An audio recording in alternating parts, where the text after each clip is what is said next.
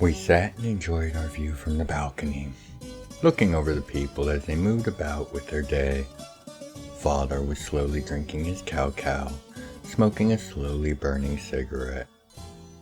We'd been talking for hours about things mighty and minor, enjoying the scene below as I slowly explained my current issue. You've hit a wall. That doesn't sound like you. Father spoke. He was right, of course. I am aware, but this situation presents a strange confluence of facts. He nodded for me to go on. It would appear that there are hands at play. The usual suspects are on the move, and the ripples of such are undeniable. The problem is that you don't know why? No, actually. That is not nearly as disturbing as not knowing who has made the call. Father nearly choked on his cow. When he had cleared his throat, he began. Son, you and I know that there are only 3 individuals that can choose and initiate Hands of Destiny. Are you actually saying you don't know which one of them is behind this? I've only eliminated one of them for sure. This doesn't seem right for the hand, not his style. The voice seems to be a natural choice as her preferred agent is in play. And that makes you nervous. Too simple, too straightforward of an answer. Father, of course, knew my mind. Yes, everything about this is mired in obfuscation and misdirection. The initiator's identity should not be any less so. So, either your assumptions are incorrect, or the claw is the one behind this. If what you say about the layers of misdirection is accurate, it would take quite the number of eyes looking to keep things straight. He finished his smoke and snuffed it out as he stood. Well, duty calls, and you already know the answer to your question, son. But what I think you are worried about is that the claw is working an angle you have not yet considered. But what would that change? As I stood and embraced him swiftly before we parted ways, I answered, Not a 9 wings damn thing, of course. Thank you, Father. Please give my love to Mother when you see her. He simply nodded before vanishing in a small pop of teleportation magic. Alone, I began to consider my next steps. Hands of Destiny were only chosen when events of utmost importance were in the offing, and such events tended to have far-reaching effects and consequences. But what was coming, and who was preparing for it? By the 9 and 4, welcome once more to the library. I am the recorder, and today we are going to discuss the phenomenon within the realms that is the harbinger of change and challenge, that of the Hands of Destiny. As always, my perceptive patrons, this will just be an overview of this process that sees the mightiest and meekest of Jamamar citizenry rise to the heights that are undreamt of by many. To understand what a Hand of Destiny is, and why their coming is both feared and anticipated with equal fervor, one has to know where they receive their patronage from. You see, the people who are chosen to become hands are not necessarily chosen due to some inborn talent or ability, but for their potential impact on the flow of events. This ephemeral trait is one that not even the chronokami of the V's can discern with any great accuracy before they are chosen. Thus, attempts to foresee the appearance of hands are more often folly for those that would otherwise attempt it. According to the information that is available, this trait is only truly observable to the 9 Wings himself, or one of his 3 chosen agents and avatars, known as the Hand, the Voice, and the Claw. It is these agents that choose when the calling of destiny must be done, and then proceed to perform their duties in calling forth and arranging the chosen onto the paths that they will need to travel, all while supporting and assisting from the shadows, in an effort to have these hands complete their task and prevent a situation in which they would otherwise have to personally act in a direct manner. While God's calling heroes to deal with dangerous situations is nothing new, the Nine Wings and his servants rarely act in such an overt or direct manner when it comes to the lives of normal, everyday people. So, where the V's, for example, call forth heroes to deal with any number of local or larger issues of their worshippers or the like, these are just God-blessed heroes. Where the hands of destiny are the extension of the Nine Wings' will in effect, they are very rare because of this. The scales of events that tend to be at stake when hands are called make the appearance of new hands that is never thought of as insignificant, amongst those that are aware of the phenomena, that is. You see, beyond those in the upper echelons of power or knowledge, hands of destiny are indistinguishable from any other group of heroes, or in a few cases, villains. Yes, sometimes the future of the very realms has been dependent on the actions of the villainous, and as so far as can be seen, no hand of destiny has ever failed to make the proper impact required for the realms to continue and prosper. As I knocked on the door to my aunt's home, the massive doors resounded like a kettle drum as I did so. A moment later, they moved smoothly and silently, with my uncle looking down at me. Do you have any idea how alarming it is to hear anyone knock on this door? His tone did little to hide the amusement as he made a great show of looking around, wary for any attackers. Much the same as to hear a knock on the outer door of the Daystar would be, I would imagine. Now, tell me, Uncle, is the hand here? It was a long shot, but I had very few ways to track the servants of the Nine Wings. They were just of a greater paradigm when it came to such matters. To gods, heroes, or elders, there was just no proper comparison. The hand's connection to my aunt was the only reason that I was trying here at all. My uncle softly smiled. He was, and he said to tell you.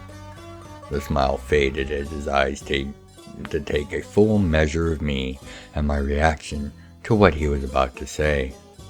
That he is off the clock at this time. I only smiled, as that had been my assumption. However, this meant that he was aware of the fact that new hands of destiny were being in play, but was not involved with it. The odds of him leaving this message otherwise were practically null. Well, that does save me time, Uncle. Thank you. Forgive my intrusion. Much love to my aunt. I bowed slightly and went to leave. 1 down, 2 to go. To the majority of the realms, hands of destiny are just like any other grouping of heroes. They come from all walks of life, appear and rise to challenge some threat or other calamity, and then continue on the path that their life has now had laid before them. As mentioned, only a scant few know that there is even a difference, most of them having been or closely involved with hands of destiny themselves in their past. This includes such as most of the V's, and thus shows the general scope of the challenges and threats that require such forces of fate as the hands of destiny. The Daemon Vanson was a being of such potent destruction and threat to the realms, only those guided as weapons of the Nine Wings stood a chance to return things to how they should be. The heroes that were responsible for the recovery of the Expedus Primus were likewise hands of destiny. also seem to have been in play during the Scriptorum conflict, as well as bringing an end to the War of the Spark ages earlier. The fingerprints of the various hands of destiny that have been called forth can be seen by those with the requisite knowledge. The fact that that knowledge is so obfuscated and hidden seems to be an intentional act by all involved. Be it as a way to hide such important functionaries among the masses of other heroes or adventurers, or as a way to not diminish those very other heroes, without whom there would be no realms for the hands of destiny to even play their part in. It is clear that none wish to spread the knowledge of their existence beyond those that learn of it properly. I walked the streets of Talion with my hood drawn and my cloak closed. It would do little to hide me, but as many would be far too busy with their own affairs, I didn't feel as if it would be a bother to consider looking at an elf with any great attention. As the entire street and the very air itself came to a stop, with me being the only one not frozen, I realized my trip here was about to get much shorter. You can always be found where you are not wanted, child. Now explain your presence in my home. A tall, angry Analar stood before me. It was Nikamar, Lord Protector of the Analar, and a man not to be trusted. He was a fellow among the divine, and through his machinations to depose his predecessor, I had greatly benefited in the past. This, of course, meant nothing in the present moment, for Nick was a man that did not like the unexpected, such as my arrival in the capital of his people. Looking for your wife. Handy with things she is. The near imperceivable intake of breath told me not only was his wife not involved, it also told me of his ignorance to the calling of new hands.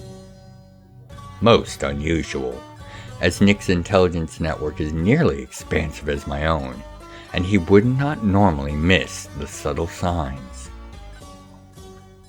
The Elevante's hands and what she does with them are not your concern, godling. However, despite your arrival without proper protocol being observed, I will be happy to send you to wherever you are off to next.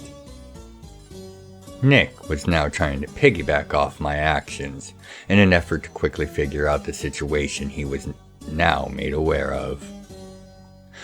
Most kind Lord Protector, and I do apologize for the unannounced visit, but I will make my own way. Thank you for your time, Lord Protector.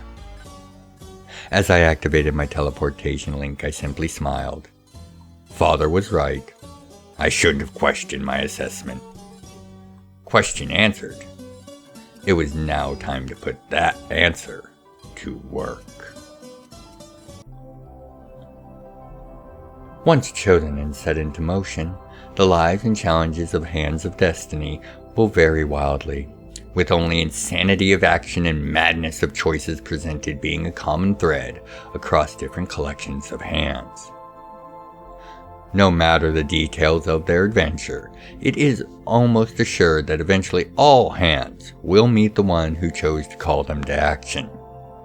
Generally, at some point before the apex of their journey, they will meet the Avatar of the Nine Wings and receive final wisdoms and encouragements. Again, the details vary wildly, as some hands are personally taught or trained by the avatars, but more frequently, some gift or boon will be granted that should allow the hands to finish their objective. Once the group of hands complete their task, their lives are free of the entanglements of fate, and they can now go on as they choose. Many, of course, continue to be adventurers, or in the duties that their actions of hands prepared them for. As said earlier, many have risen to godhood and accrued the duties that rank of service to the realms entails. Others fade into the footnotes of time, allowing others to have their time in the spotlight. No matter the choice, none that have served of hands of destiny are likely to live with any hardship that they do not personally accept, as they are now part of a greater fellowship, with the great and godly amongst its number.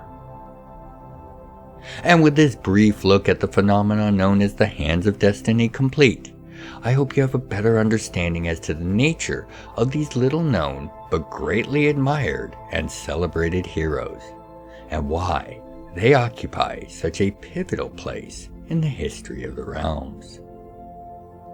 As always, my perceptive patrons, I want to thank you for your time and attention, as always. Until you make your way to the library for another entry, by the 9 and 4, be well, take care of yourselves and each other. As the elf and the Analar faded from view, and everyone and everything resumed in motion, none the wiser to the interaction that had just occurred. Two men sharing a meal at a cafe 2 miles down the road looked away from the scene and continued their conversation. "He is a quick one of the men, a praetor, spoke. "Think he's heading for the Draxus to find me next?" His companion, Tag Alon, merely shook his head. "No, he has his answer. He knows better than to expect to get answers directly from any of the 9 wings chosen, or their servants. He knows which of the 3 is now behind things, and he will begin to extrapolate the reasons as to the why and do what he can to assist in that way that his line is always doing." "You seem annoyed. Are you worried that he will figure out the reasons for the hands being called before you do?" Tag's face flashed with annoyance for but a moment. "Easy there. I am his damned knight, and I am flying just as blind as the 2 of you are to the greater shape of his design." "That's what bothers me. I can get your boss not sharing with me. Old blood and old feuds." Tag held his hand up to forestall the response. "But to not clue you into things? That only has a few reasonable explanations, and none of those are especially enjoyable to contemplate." "Then don't. We both have duties that we need to perform." The praetor stood. "I am due back in but a few hours. Wouldn't do to disrupt what is in motion." "How goes that avenue?" Tag did not know what role the praetor was playing in the efforts of his lord and bonded, the Claw of the 9 Wings. But he knew that his efforts, that there were at least 2 separate sets of hands in play, and as far as Tag knew, that was a first. Unless it wasn't. "Better than expected. They are bright and gifted, and know how to seize opportunity and pass on egotism for the greater mission. I am impressed." He looked at Tag as if he had just had a similar thought to Tag's own. "No, Tag, I don't know. The boss made the picks, not me. But your logic is sound." "So you don't know if one of our groups is a ruse, or you don't know which one?" Tag knew the answer, even before it came from the praetor's lips. "Yes." And with that, he faded away.